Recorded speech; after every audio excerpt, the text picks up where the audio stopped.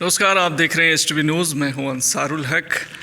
ज़िला प्रशासन ने मोती झील यानी कि शहर की अनमोल धरोहर, मोतिहारी शहर की अनमोल धरोहर मोती झील के लिए एक बड़ा एक्शन प्लान तैयार किया है।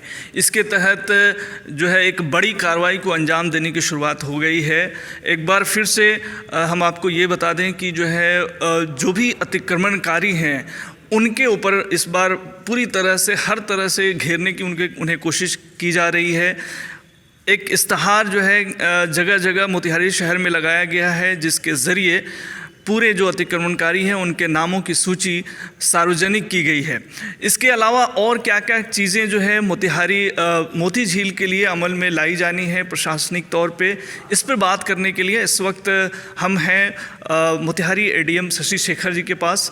हम उनसे बात करते हैं। सर, मोती झील के रिगार्डिंग जो है क्या कुछ जो है चीज़ें आने वाले समय में देखने को मिलेंगी?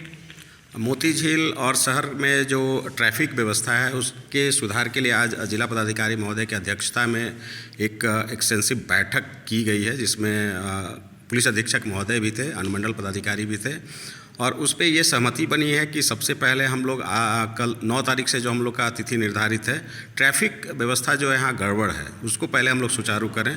तो 9 तारीख से लेके लगभग 18 तारीख तक का ये ट्रैफिक व्यवस्था को सुधारने के लिए जो अस्थायी अतिक्रमण है रोड पर हैं उनको हम लोग हटाएंगे और पहले ट्रैफिक व्यवस्था को सुचारू करेंगे।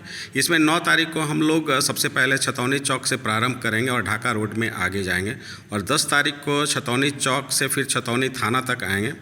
11 को फिर हम लोग छतौनी चौक से मधुबन चौक तक जाएंगे, और उसी प्रकार फिर 12 तारीख को मीना बाज़ार चौक से जानपुल चौक तक आएंगे, और 15 को मीना बाज़ार से टाउन थाना तक आएंगे। इसी प्रकार फिर जानपुल चौक से राजा बाज़ार आगे बढ़ेंगे, और फिर नेक्स्ट डे बरियारपुर तक हम लोग इस अतिक्रमण को, अस्थायी अतिक्रमण जिससे कि ट्रैफिक प्रभावित हो रहा है, उसको हम लोग हटाएंगे। इसमें जिला पदाधिकारी महोदय के द्वारा व्यवस्था जो की जानी है, नगर परिषद के द्वारा या पुलिस की व्यवस्था की जानी है, दंडाधिकारी की व्यवस्था की जानी है, इसकी संपूर्ण तैयारी कर ली गई है उनके दिशा निर्देश पे। और 9 तारीख से अस्थायी अतिक्रमण जो ट्रैफिक बाधित होता है उसको हटाया जाएगा, और साथ में लोगों को असुविधा नहीं हो इसके लिए पार्किंग की व्यवस्था, अलग से पार्किंग की व्यवस्था की जा रही है। खास करके बलुआ पुल जो है उसके आसपास, उसके नीचे, और फिर हॉस्पिटल है उसके आसपास में, फिर और अन्य जगह भी ट्रैफिक ये पार्किंग के लिए चिन्हित किया जा रहा है। तो ये हम लोग पूरा ध्यान में रख रहे हैं कि किसी को कठिनाई भी नहीं हो और हमारी ट्रैफिक व्यवस्था भी सुचारू रूप से चले। नगर परिषद को यह निर्देश दिया गया है कि जो अस्थायी अतिक्रमण करते हैं इस तरीके से बार बार उन पर अर्थदंड लगाएं, और अर्थदंड की राशि 2000 रुपये की व्यवस्था की गई है।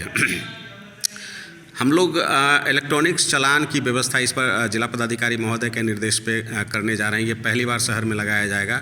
कोई भी वाहन अगर नो पार्किंग एरिया में लगा हुआ है तो इलेक्ट्रॉनिक्स उनका रसीद कटेगा और उनको दिया जाएगा, और फिर वो मैसेज के माध्यम से डीटीओ के यहाँ अपना पक्ष रखेंगे, तब उनकी गाड़ी छोड़ी जाएगी। ये एक नई व्यवस्था इस बार की गई है जिला पदाधिकारी महोदय के द्वारा। तो जिला प्रशासन जिला पदाधिकारी महोदय के नेतृत्व में आश्वस्त है कि इस बार पहले हम लोग ट्रैफिक व्यवस्था को सुदृढ़ कर लेंगे।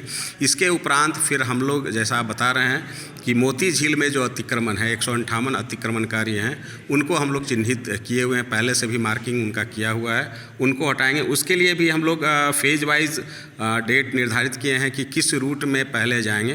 तो सबसे पहला हम लोग का जो स्ट्राइक होगा उसमें मोती झील अतिक्रमण को हटाने के लिए रहमानिया नर्सिंग होम से गांधी चौक तक का जो एरिया होगा, पहले वहाँ पे हम लोग स्ट्राइक करेंगे। उसके बाद गांधी चौक से मिस्कॉट तक का, उसके बाद फिर फन ड्राइव पेट्रोल पंप से बेलनवा तक जाएंगे, और उसके बाद गायत्री मंदिर से श्री कृष्ण नगर होते हुए अगरवा तक जाएंगे, और फिर रोइंग क्लब से चीनी मिल तक जाएंगे। ये हम लोग का प्रायोरिटी एरिया है जहाँ कि हम लोग मोती झील के अतिक्रमण को हटाएंगे। हालांकि पहले भी पिछले वर्ष भी अभियान चला था और उसमें कुछ अतिक्रमण हम लोग लगभग 19 के आसपास हटाए थे, लेकिन किसी कारणवश फिर कोविड-19 आ गया तो हम लोग का ये अतिक्रमण जो अभियान था उसे रोक दी गई थी। लेकिन अब पुनः जिला प्रशासन मुस्तैद है कि इस बार अतिक्रमण कारियों को हटाकर मोती झील को स्वच्छ बनाएंगे हम लोग। सर, मोती झील में अतिक्रमण हटाने के अलावा और डेवलपमेंट के लिए कुछ चीज़ें अभी फ़िलहाल में क्या कुछ जो है होनी है?